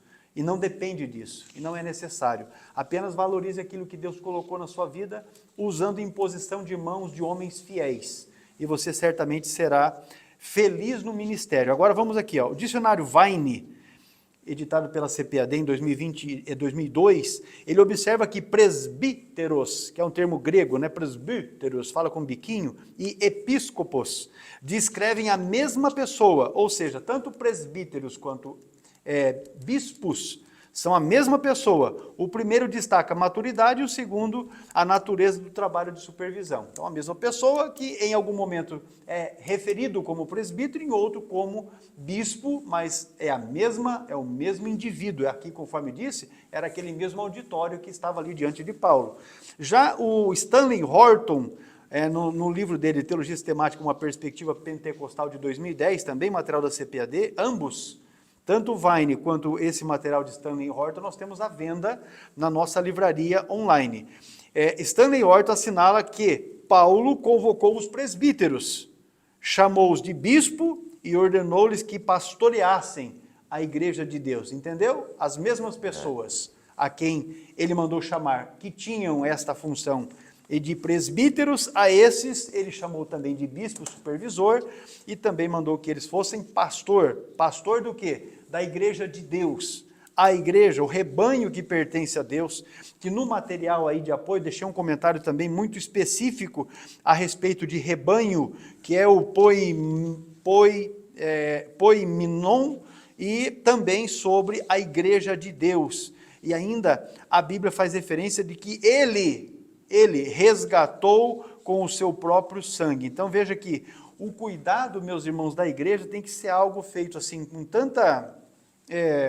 com tanto temor, porque a igreja de Deus, ela foi comprada com o sangue de Jesus Cristo, foi ele que derramou o sangue, e se ele nos comissionou como obreiros, indistintamente de título que estamos carregando, na função que fomos colocados pelo ministério, temos que ser fiéis. Porque não foi uma brincadeira que aconteceu, foi Jesus Cristo de Nazaré, o verbo que se fez carne, que derramou seu sangue precioso em favor da igreja. Então, se você tem a tendência de espancar a igreja, não é? Quando está com o microfone na mão, reveja os seus conceitos e mude isso. Porque a igreja não está para ser espancada. Ainda que na igreja hajam desobedientes, trate os desobedientes de maneira apropriada. Talvez não no mesmo ambiente de culto, com uma repreensão generalizada para os demais que são fiéis, que não precisam ouvir essa pataquada que você às vezes quer desabafar usando o microfone daí da igreja onde você está. Tome cuidado disso. O pastor não deve medir o valor das ovelhas pela influência que eles têm, muito menos pela capacidade financeira e ainda menos pela sua utilidade institucional. Cada crente deve ser cuidado à luz do Calvário. Eu acho que nesse aspecto aqui a gente consegue zerar essa questão. Agora, o subponto 2 fala do perigo real e contínuo das falsas doutrinas. Isso já havia lá, Paulo já percebendo que esse mal afligiria a igreja, ele chamou os presbíteros para dar uma referência a eles. E o texto, meus irmãos, de Atos 20 e 29 diz assim, ó, porque eu sei isto, ele está dizendo assim, ó, eu sei isto, eu tenho certeza disso, que depois da minha partida entrarão no meio de vós lobos cruéis, que não perdoarão o rebanho. Paulo ele está apresentando, ou na verdade assim, ele não está apresentando uma possibilidade remota, porque ele diz eu sei isso, ele está afirmando que o perigo era certo e que exigiria cuidado da parte dos presbíteros, que agora ele estava colocando essa designação de supervisor, para que eles, ao pastorearem o rebanho, tivessem esse cuidado. Os lobos cruéis, né, a expressão que está aí nesse texto, ela pode ser traduzida como lobos ferozes, que é licóibareis, pesados ou cruéis. O lobo é o oposto do pastor. O pastor entra no rebanho para servir. O lobo, por outro lado, entra para devorar. Mas Jesus já havia advertido. Qual a advertência de Jesus? Mateus 7 e o versículo de número 15, que diz assim, acautelai-vos, porém, dos falsos profetas, que vêm até vós vestidos como ovelhas, mas interiormente são lobos devoradores. Esse perigo que nós vemos aqui, tanto no texto de Atos 20 e o versículo 29 e 30, como agora em Mateus 7 e 13, o perigo está no disfarce, não é? Esses bandidos, eles não chegam no meio do rebanho e dizem, eu sou um lobão, eu vou devorar o rebanho. Não eles não chegam assim. Eles chegam com aparência de piedade, mas por dentro se mostram pessoas de péssima índole, não é? O falso mestre, ele raramente se apresenta como um inimigo da fé, mas sorrateiramente ele vai colocando as suas garras, as suas unhas, desfazendo o ensino pastoral, desfazendo da doutrina, desconstruindo a fé do povo, levando o povo ao erro. Se atente a isso. Ele pode empregar linguagem bíblica, demonstrar eloquência, reivindicar experiências espirituais e apresentar a aparência de piedade. Tome cuidado. Certa feita aqui na nossa região, apareceu um camarada aí com um testemunho mirabolante. E o testemunho dele era impactante. Muita gente se entregou para Jesus. Foi uma coisa louca. Depois se descobriu que o testemunho dele era uma mentira. Ele confessou que ele tinha inventado aquele testemunho para conseguir alguma coisa. E, infelizmente, conseguiu muito. Famílias deram casas para ele, carro, deram dinheiro, até que a farsa, a máscara, né, caiu. A doutrina, meus irmãos, não deve ser avaliada apenas pela aparência do mensageiro, mas pela sua conformidade com as Escrituras, com a sua cristologia, também pelos seus frutos morais e ainda pelo propósito que ele está no ministério, porque tem gente que infelizmente está no ministério só para viver bem. Isso nós não podemos passar pano. Nós temos alguns, não são muitos, mas alguns, que estão no ministério para ter uma vida financeira equilibrada, tem os indivíduos que abrem igreja para poder ganhar dinheiro, e aí cabe a cada um de nós avaliarmos isso, porque é pelo fruto, que você conhece a árvore. A ameaça vinda de fora, o texto diz que entrarão no meio de vós, entrarão no meio de vós. Então, esses indivíduos não são apenas ensinadores que vão se infiltrar na comunidade trazendo ensinos, concepções que são incompatíveis com a verdade bíblica, com a verdade apostólica. Não são só isso daí. Olha só, a igreja primitiva, ela enfrentou ameaças diferentes, aí está relacionado no material de apoio. Legalismo judaizante, sincretismo religioso, isso nós já estudamos nas lições, desde a lição 2. Especulações filosóficas, imoralidade disfarçada de liberdade, negação da verdadeira identidade de Cristo e, por fim, práticas místicas desvinculadas da revelação bíblica. Isso tudo que nós já estudamos até aqui, esse ponto da lição de número 8. Ou seja, qualquer ensino que distorça o evangelho de Jesus Cristo torna-se predatório, ou seja, vai trazer dano, vai prejudicar a igreja. O apóstolo, ele adverte, está na sua lição, que os lobos cruéis surgiriam, tanto de fora quanto de dentro da própria comunidade, distorcendo a verdade para atrair discípulo após si. Esses falsos mestres, movidos de interesses egoístas, representam ainda hoje uma ameaça constante à fidelidade da igreja. Embora o contexto histórico inclua possíveis influências gnósticas, a advertência ela é atemporal, ou seja, para todas as épocas. Sempre haverá ensinos que relativizam a verdade bíblica, e aí você fique atento, não é? Porque Paulo está dizendo que estes homens perversos falarão coisas perversas para atraírem discípulos após si. Ou seja, da própria liderança vão se levantar essa gente trazendo, querendo, provocando divisão, levando um povo consigo. E eu tenho uma teoria a respeito desse negócio de divisão, que eu não vou expor ela aqui nessa aula agora, mas oportunamente eu vou falar a respeito dela, a respeito de divisão. A primeira divisão que houve foi a rebelião dos anjos. 30% acompanharam Satanás. Dá uma observada aí nas divisões que você conhece, se essa proporção não é válida ainda hoje, quando um obreiro se levanta para dividir uma congregação, se não é aproximadamente os 30% que acompanham o tal. Ei, meu Jesus Nazareno, eu vou parar aqui. Só para finalizar,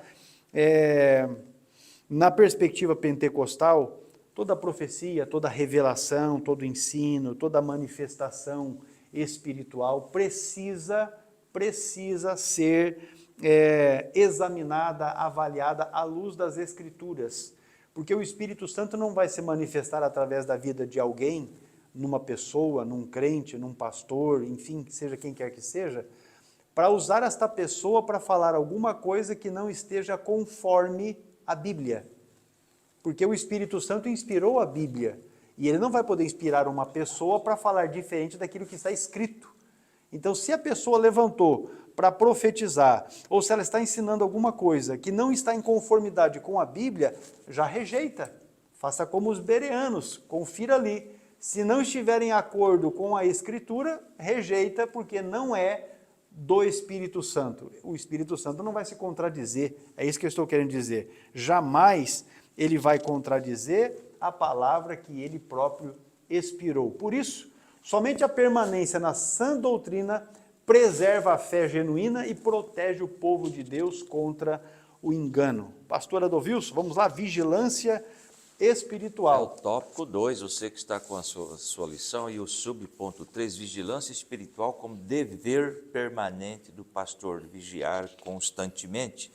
Diante desses perigos, Paulo exorta os presbíteros à vigilância constante, lembrando-lhes que por 3 anos advertia a igreja com lágrimas. Lá em Atos 20, verso 31, portanto, vigiai, lembrando-vos que por 3 anos não cessei noite e dia de admoestar com lágrimas a cada um de vós. 3 anos. Paulo descreve seu ministério de 3 anos em Éfeso como um ensino constante. Veja bem a necessidade, que eu comento isso há mais de 20 anos, necessidade do ensino constante, íntimo, emocional, realizado noite e dia com lágrimas. É o versículo aí que nós estamos comentando, né? De casa em casa para admoestar cada pessoa. Seu ensino não era frio ou mecânico, ele demonstra profunda dor, amor e preocupação genuína pela salvação de cada alma. Vamos repetir aqui para reforçar, são 3 anos de ensino, não foram 3 anos de campanhas mirabolantes, 3 anos de ensino, ok? Olha o segundo parágrafo, vigiar implica cuidar, alimentar e proteger o rebanho com amor e fidelidade, segundo o exemplo do bom pastor. Temos aí 1 Pedro capítulo 5 e versículo 2, orientação bíblica: apacentai o rebanho de Deus que está entre vós, não por força, mas espontaneamente, segundo a vontade de Deus, e nem por torpe ganância financeira, status, social, mas de boa vontade. E o versículo 3 de 1 5,3, nem como dominadores sobre os que foram confiados, mas servindo de exemplo ao rebanho. Eu lembrei aqui de 2 palavras, autoridade e autoritarismo. Cabe aqui. O que é governar com autoridade, liderar com autoridade? Baseia-se no respeito mútuo, no diálogo e na confiança, enquanto que autoritarismo, existe uns autoritários por aí, que significa o quê? Impõe ordens pela força e pelo medo. Então, veja bem, não é para apacentar o rebanho como dominadores sobre os que foram confiados, mas servindo de exemplo ao rebanho. Então, nós observamos aí em algumas igrejas o autoritarismo prevalecendo, medo, Ele impõe, se não for do jeito que eu quero, está fora. E veja bem, queridos, ainda continuando aí, temos ainda um texto de João 10:11.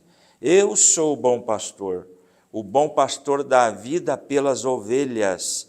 Resumindo esses textos, O assunto tratado nesses versículos é a liderança pastoral cristã, que deve ser exercida com base no serviço voluntário, na humildade e no amor sacrificial. O texto orienta os líderes sobre como guiar a comunidade de fé, olhando para o modelo supremo que é Jesus. Atos 10 ali fala do verdadeiro pastor Jesus, né? O pastor das ovelhas.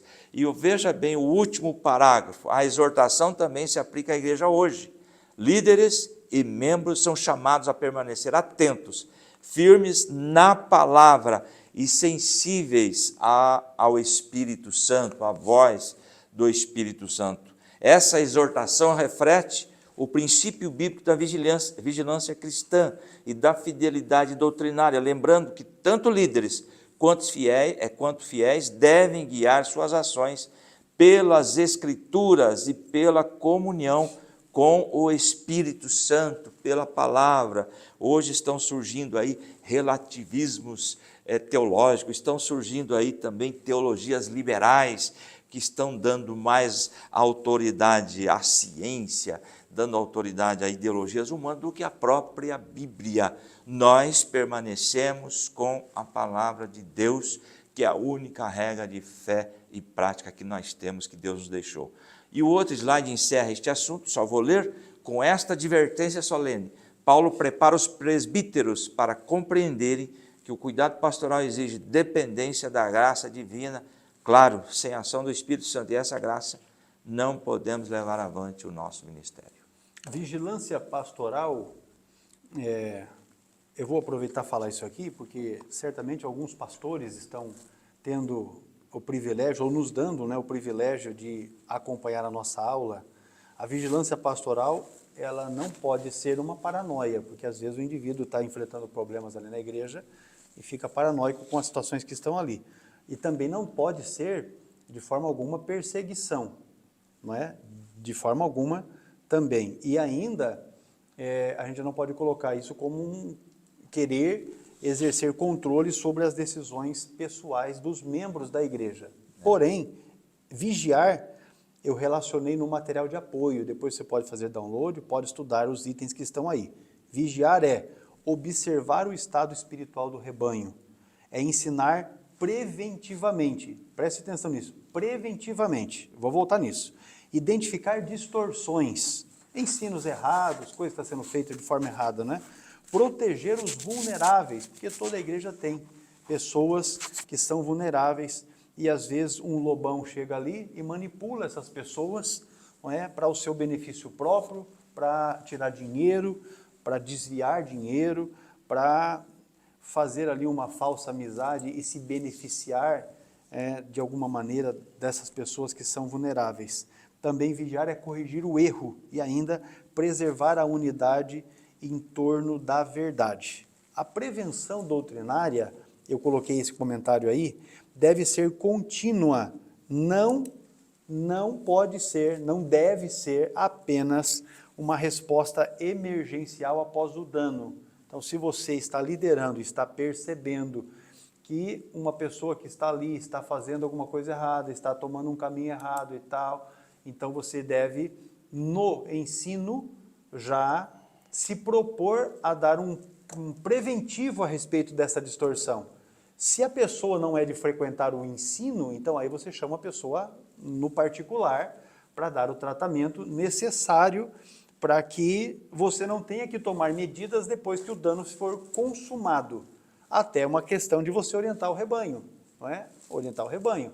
Certa feita chegou um camarada na nossa igreja e ele falava meio enrolado, assim, um portunhol, dizendo que era um missionário e que era ligado a uma obra missionária em uma cidade grande aqui do interior do estado de São Paulo. Porque tinha um conhecido naquela cidade, o nosso culto aqui começava mais cedo do que o dele lá, eu pedi que ele fosse no endereço que estava na credencial. E ele foi no endereço e mandou uma foto para mim. No endereço era um terreno vazio, não tinha nada. Deixa. Você entendeu? Não tinha nada. Aí eu falei para o pastor, deixa que eu vou resolver esse negócio aqui. Aí eu peguei aquela credencial e mostrei assim no culto, falei, está aqui na igreja esse camarada aqui, dizendo que é missionário, já cercou alguns irmãos ali na entrada pedindo ajuda financeira. E eu vou dizer para os irmãos, é um farsante, é um mentiroso, porque eu mandei um amigo e lá no endereço que está aqui, ó, nesse endereço aqui, rua tal, número tal e tal e tal, e lá nesse endereço não existe nenhum prédio, não existe nenhuma casa, é um terreno vazio e eu tenho a foto aqui para quem quiser ver. Eu falei, então vocês tomem cuidado, porque está aqui no nosso meio e a hora que acabar o culto nós vamos chamar ele para uma conversa. Ele, ó, saiu fora, foi embora. Então você já percebe que era um bandido. E infelizmente esse tipo de gente está por aí se aproveitando dos crentes, não é?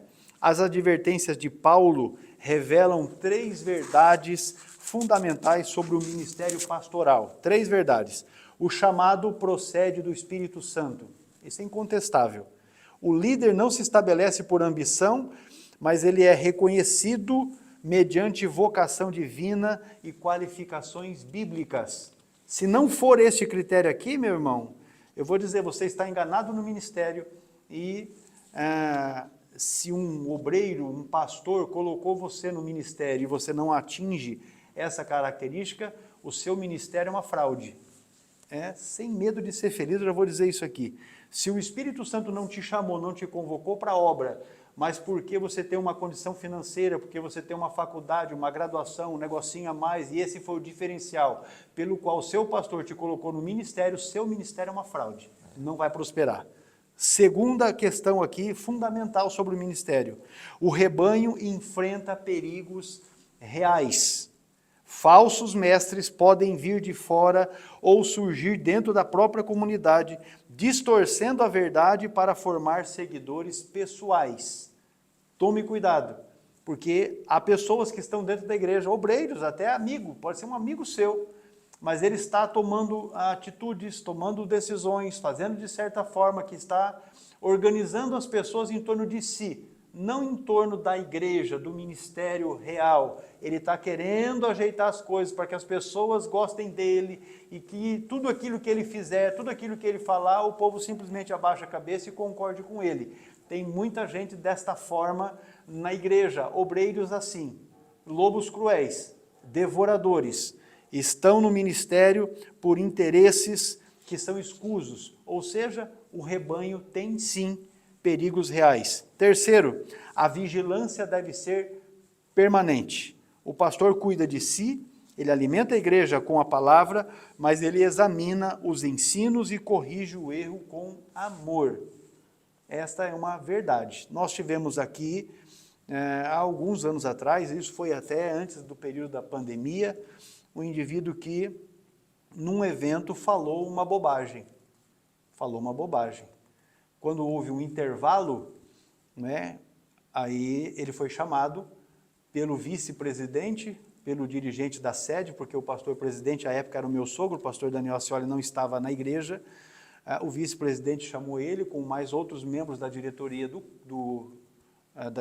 da igreja e disse para ele que não concordava com aquilo que ele havia falado, e que não ia dar oportunidade para ele sequer se retratar a respeito daquilo, que dali ele já podia ir embora para o hotel, que já estava pago, a passagem de retorno dele já estava pago, e dali mesmo ele foi dispensado para ir embora, porque ele não recebeu mais a oportunidade para falar no microfone. E aí, quando voltou a reunião para o povo continuar o estudo, foi feita a retratação pelo próprio pastor Iluído, que à época era o primeiro vice-presidente da igreja, a respeito daquilo que havia sido dito. Isso é zelo, meus irmãos. Isso é zelo. Vigilância tem que ser permanente. Para encerrar, a sabedoria ministerial, além de administrar bem, comunicar com eficiência ou ainda mobilizar pessoas, ela consiste, e aqui nós estamos falando de sabedoria ministerial, consiste em discernir espiritualmente, permanecer fiel às Escrituras e ainda proteger com lágrimas a igreja de Deus, aquela que ele adquiriu com o seu próprio sangue. Amém? Concluindo o tópico 2, a vigilância pastoral contra erros e contra falsos mestres traz sabedoria ao ministério. Vamos aqui para o intervalo e após vamos voltar falando sobre o cuidado pastoral de Paulo para com os líderes da igreja. Já voltamos.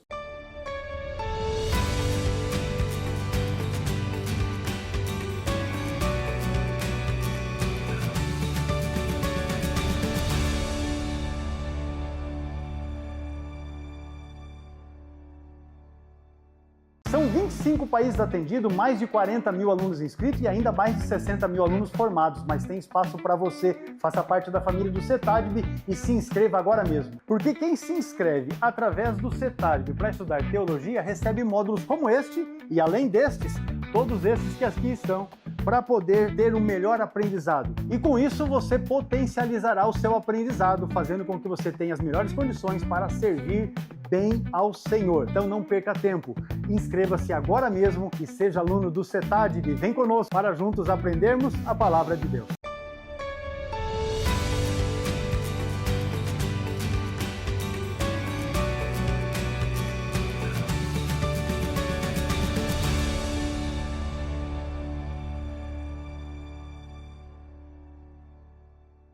Retomando o tópico 3, meus irmãos, o cuidado pastoral de Paulo com os líderes da igreja, chamando a sua atenção para o acesso da nossa plataforma de cursos online, onde você consegue fazer download desses slides que nós estamos utilizando aqui nas aulas gratuitamente, não é? E também do material de apoio, que nesta lição está aqui, são 40 páginas. Faça download, acesse. Se você não tem o perfil na plataforma, crie, é só acessar online.cetadb.com.br e você cria ali o perfil, é gratuito, e acessa o material da Escola Dominical gratuito.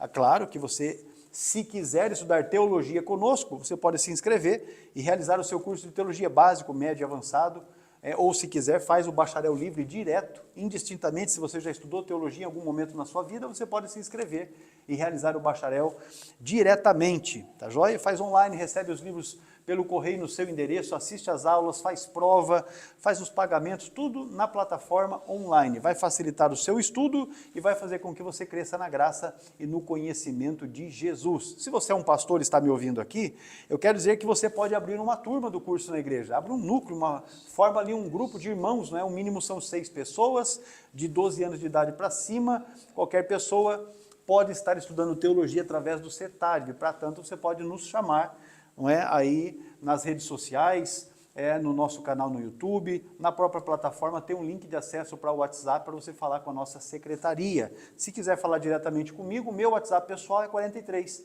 999608886.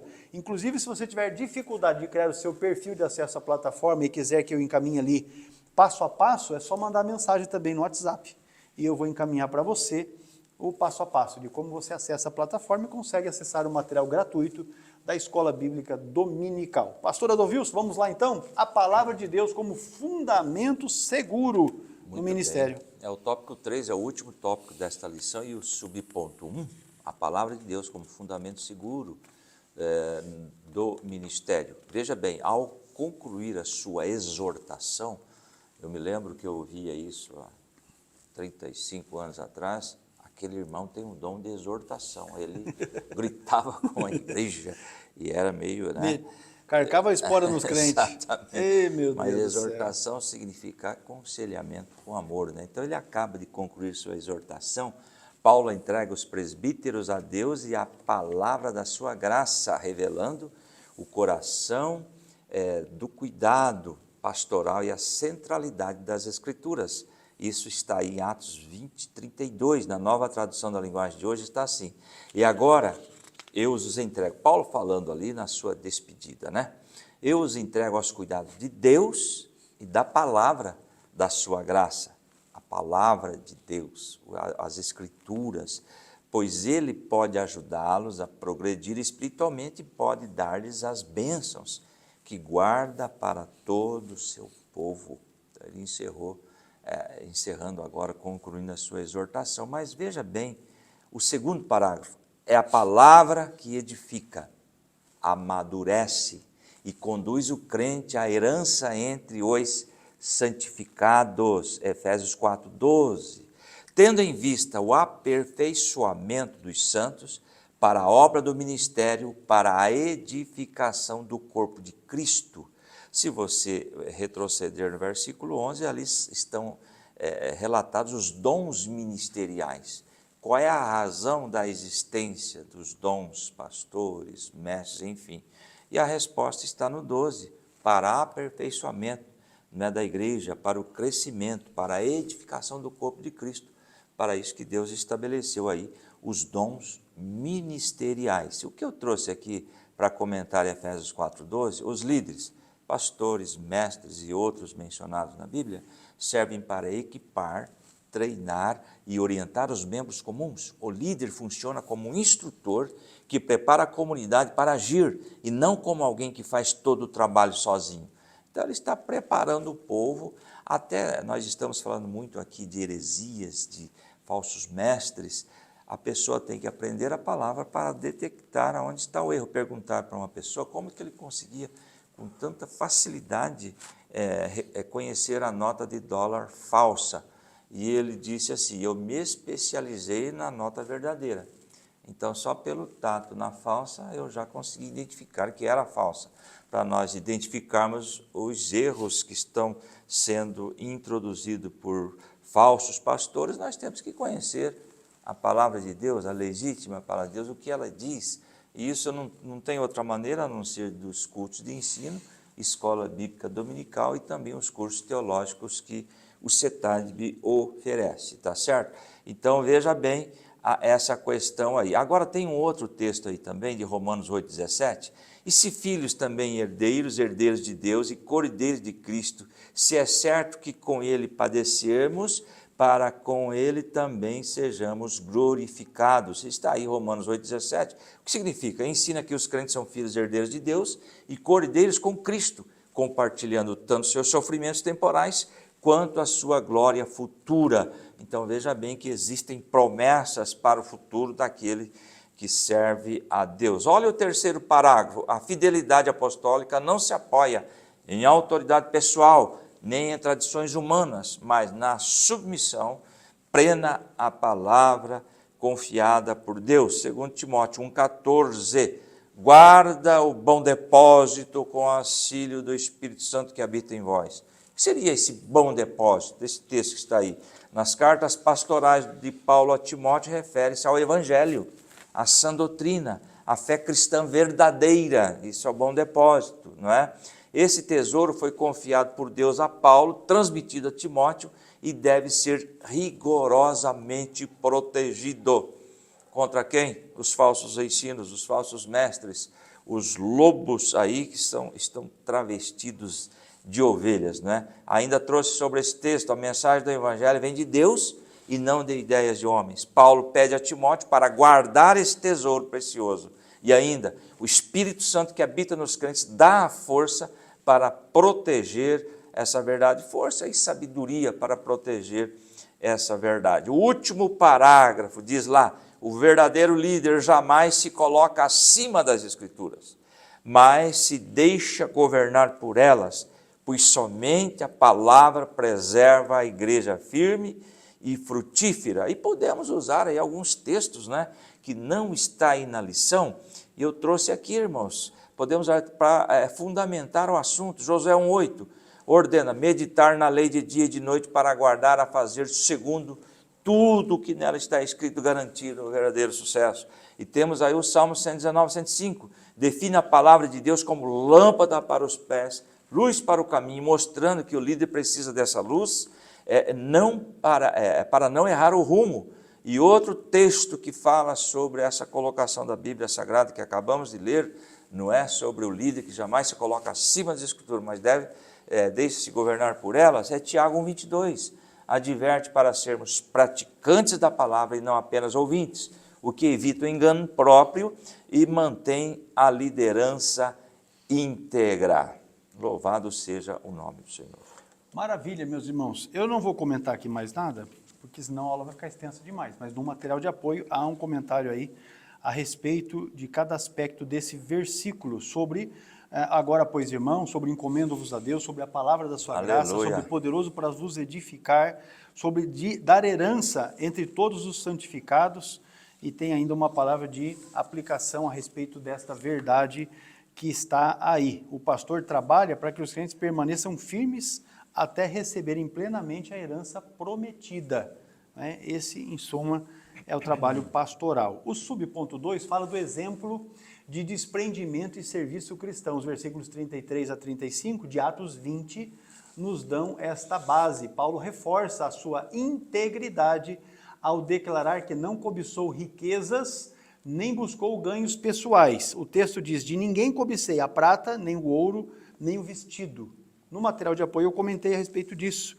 Ele menciona 3 bens que eram muito valorizados no mundo antigo. A prata, utilizada como moeda e também como reserva econômica, o ouro como símbolo de riqueza e segurança, e vestido, que podia representar patrimônio e ainda fazer distinção social, e ainda porque havia nos vestidos um elevado valor comercial, não é? Então, é por isso que ele menciona esses 3 itens, prata, ouro e vestido. Ele ensina que todo recurso material que não é, na verdade, que não é, ele não ensina isso, que o recurso material é pecaminoso. Ele deixa muito claro, na verdade, no seu ensino geral, ele não condena o sustento legítimo do obreiro, que ele reconhecidamente repassa isso para a igreja de Corinto, capítulo 9 e o versículo 14, e também ele ainda deixa muito claro que o alvo da sua declaração é referente à cobiça e à exploração religiosa, e isso está evidente também nos nossos dias, não é? Essa questão tanto da cobiça quanto da exploração religiosa. O próprio auxílio bíblico que você tem na lição, se você tem a revista de professor, desta lição de número 8, tem ali o destaque que Paulo não permitiu que nenhum interesse em ouro ou prata diminuísse a sua paixão pelas almas, ou seja, a sua conduta confrontava diretamente os falsos obreiros que buscavam ganhos pessoais. Aí responda para você mesmo, você conhece algum falso obreiro que está no ministério apenas por ganho pessoal, não é? Responda aí para você mesmo, para a gente não passar vergonha junto. Porque infelizmente tem muito. Meu Jesus.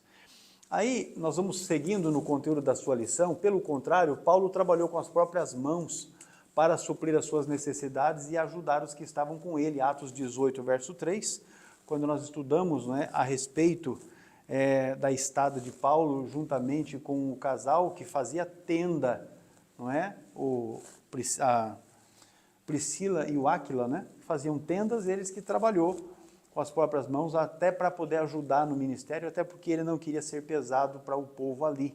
Esse testemunho confronta a postura de falsos obreiros que estão movidos no ministério, movidos pela ganância e também pelo desejo de lucro, de ganho, não é? Ao citar as palavras do Senhor Jesus, mais bem-aventurada a coisa é dar do que receber, isso está no versículo capítulo 20, capítulo 20, e o versículo de número 35, ele diz, tenho-vos mostrado em tudo que, trabalhando assim, é necessário auxiliar os enfermos e recordar as palavras do Senhor Jesus, que disse, mais bem-aventurada a coisa é dar do que receber. Paulo ensina que o ministério autêntico, ele deve ser marcado, ele é para ser marcado pelo serviço sacrificial e também pelo cuidado com os fracos, e não pela exploração do rebanho. Veja que a integridade dele, ele fala, e no material de apoio eu discorri a respeito disso, essas mãos me serviram, Atos 20 e 34, não é?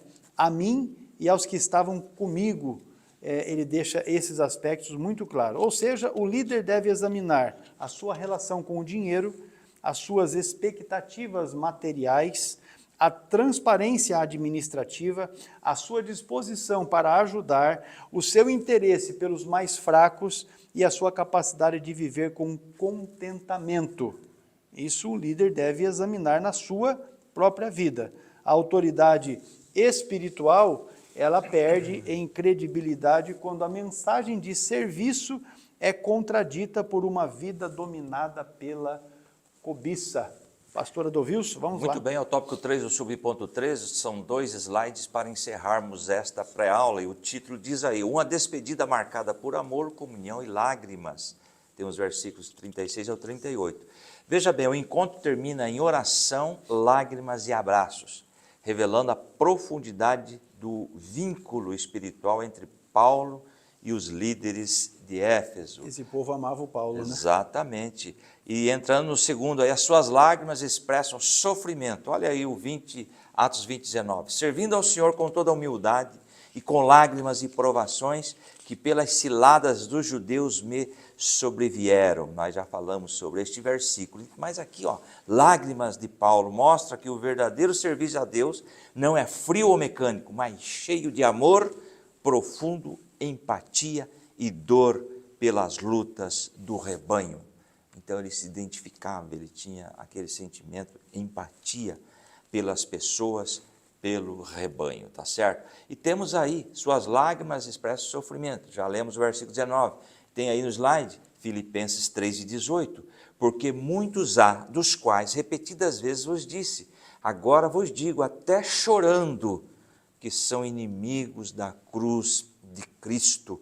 Olha o sentimento de Paulo, as lágrimas, o emocional dele, o amor dele pelas pessoas. E também, continuando a leitura aí, temos o zelo pastoral no versículo 31, Atos 20, 31. Portanto, vigiai, lembrando-vos de que por 3 anos não cessei noite e dia de admoestar com lágrimas a cada um de vós. Trouxe um adendo sobre essas lágrimas de Paulo, revela a sua dor diante da fragilidade humana, o peso da responsabilidade espiritual e urgência da salvação em Cristo. Então ele se envolveu com este amor, aliás a Bíblia diz que Deus é amor, e a Bíblia diz que o Espírito Santo foi derramado em nosso coração, portanto o próprio amor foi derramado em nós, lembrando que Deus é amor, tá certo? E temos uma outra colocação aí, né? Amor sincero, 20, 37 de Atos, e levantou-se um grande pranto entre todos e lançaram-se ao pescoço de Paulo, beijando-no. Atos 20, 37 retrata a comoção profunda da despedida do apóstolo Paulo, dos líderes de Éfeso e Mileto, marcado por pranto coletivo, abraços afetuosos e a dor da separação física, reforçando isso que o pastor acaba de falar, além dos ensinamentos que ele não poupou em falar as verdades, não falou somente das flores, mas também dos espinhos, apesar disso o povo o amava, tá certo? E veja bem, depois encerrando esse tópico aí, este afeto mostra que a defesa da verdade jamais deve ser dissociada do amor cristão. E veja bem, queridos, tem uma colocação agora interessante. Anos depois, embora elogiada por sua firmeza doutrinária, a igreja de Éfeso seria advertida por ter abandonado o primeiro amor. Nós estamos falando desta igreja. Apocalipse 2, 4 foi escrito aí aos anos 90 e alguma coisa aí pelo João, apóstolo João, não é? 2,4 de Apocalipse. Tenho, porém, contra ti, que deixaste o teu primeiro amor. Olha só, o contexto da igreja de Éfeso, o apóstolo Paulo fundou e fortaleceu a igreja de Éfeso anos antes, Atos 19, deixando ensinamentos profundos sobre a graça, a unidade e o amor em sua carta aos Efésios. Na época do Apocalipse, Jesus elogia os Efésios pelo trabalho árduo, pela paciência, pela perseverança e por rejeitarem os falsos apóstolos e os nicolaítas. Vocês estão indo bem, vocês obedeceram às orientações de Paulo, porém apontou uma falha na igreja de Éfeso. Essa que o apóstolo Paulo está se despedindo. O problema não foi abandonar a doutrina de Paulo, mas resfriar a devoção íntima e o fervor do coração no relacionamento diário com Cristo. Para encerrar, o que significa deixar esse primeiro amor, que é advertido em Apocalipse? Significa perder o fervor, a paixão e a motivação inicial de devoção a Cristo, substituindo a comunhão viva por uma rotina fria de trabalho e obrigações religiosas. Ou seja, o termo aqui é a religiosidade. Deixar o primeiro amor, deixar o fervor, deixar a paixão que tinham por Cristo, tornar-se somente um religioso, ou tornaram-se somente religiosos, né? Significa focar apenas em regras externas, rituais e aparências de uma fé, muitas vezes esquecendo o amor, a empatia e a transformação por inteiro. Então, estavam indo bem, obedeceram certas partes, mas esqueceram, deixaram aí o fervor e o amor a Cristo. No outro slide, para encerrar, o cuidado pastoral, portanto, exige equilíbrio entre a verdade e o amor, né? A igreja permanece viva quando guarda a sã doutrina, sem perder a chama da comunhão, da oração e da devoção sincera a Cristo. Louvado seja o nome do Senhor. Muito bem, meus irmãos, o pastor que é fiel, ele não constrói seguidores dependentes da sua personalidade, porque às vezes o indivíduo trabalha ali na igreja, mas faz de forma que os crentes ficam dependentes dele. Em alguns casos acontece até do indivíduo ser transferido de uma igreja para outra e aquele povo acompanhar ele para outra igreja para onde ele foi. E isso, com certeza, trazem problemas. Sim. Porque é uma maneira de você desprezar as pessoas que estão na igreja para onde foi, não é? Querendo levar aqueles que te acompanham para, de repente, até privilegiá-los com cargos e com funções. Isso é um problema que muitos pastores enfrentam na atualidade. Mas ele entrega as pessoas a Deus, submete, ele próprio se submete à palavra de Deus e, nesse sentido, demonstra integridade material, além, obviamente, da integridade pessoal, e trata de estabelecer vínculos pessoais e espirituais que sejam verdadeiros, né? Então, eu acho que esse é um aspecto principal aí para esse tópico terceiro. Palavra, serviço e amor marcam o cuidado pastoral e nós temos aqui em Paulo um grande exemplo a respeito disso. A igreja permanece saudável quando guarda a sã doutrina sem perder o primeiro amor, serve sem cobiça e continua de joelhos diante de Deus. Pastor Adovil, sua conclusão. Muito bem, concluindo a aula de hoje, o discurso de Paulo aos presbíteros de Éfeso permanece como um legado espiritual para a igreja em todas as épocas, para hoje. Nele aprendemos que a firmeza da palavra, a vigilância espiritual, o amor pastoral são o maior antídoto contra as falsas doutrinas e a apostasia. A igreja de hoje necessita de líderes e membros comprometidos com a verdade do Evangelho, dispostos a servir com integridade e a cuidar do rebanho de Deus. Assim, a fidelidade bíblica continua sendo o caminho seguro para preservar a igreja do Senhor em meio aos desafios de cada geração. Muito bem, meus irmãos, com isso concluímos aqui o estudo da lição de número 8, a despedida em Éfeso, entre lágrimas e alertas. Caso você tenha alguma dúvida, encaminhe para a gente, tanto pelos comentários aqui da aula, como se preferir também envie um WhatsApp, 43 99960 8886, e nós vamos encaminhar para ti resposta, ampliando aí o seu entendimento, a sua compreensão a respeito do assunto, tá joia? A próxima aula vamos estudar a lição 9, coragem para testemunhar, Paulo diante da multidão, é o assunto que nós estaremos estudando já na próxima lição. Nos ajude divulgando esta aula, né? Nós temos cada dia um aumento, um acréscimo de irmãos e irmãs que estão acessando o nosso material. Os irmãos sabem que esse material ele é gratuito, mas ele custa, não é? Eu já disse isso aqui em alguns momentos, ele custa porque é tempo que demanda para você poder organizar o material, para preparar os slides, porque isso sou eu mesmo quem faz, e além disso temos as responsabilidades em relação à condução das atividades da escola, administração de pessoal, e as questões com os alunos, com os núcleos, enfim.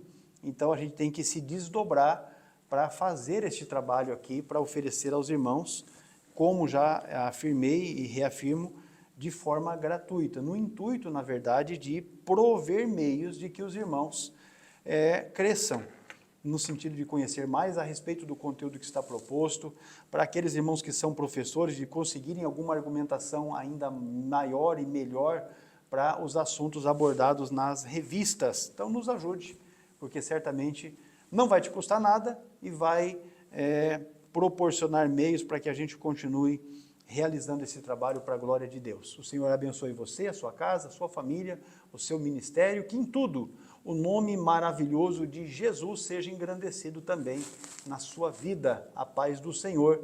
Pastor Adovil. E o pedido continua, ore por nós oramos por todos e a vitória é nossa pelo nome de Jesus. E até a próxima pré-aula, se Deus quiser. A paz do Senhor. Deus abençoe a todos.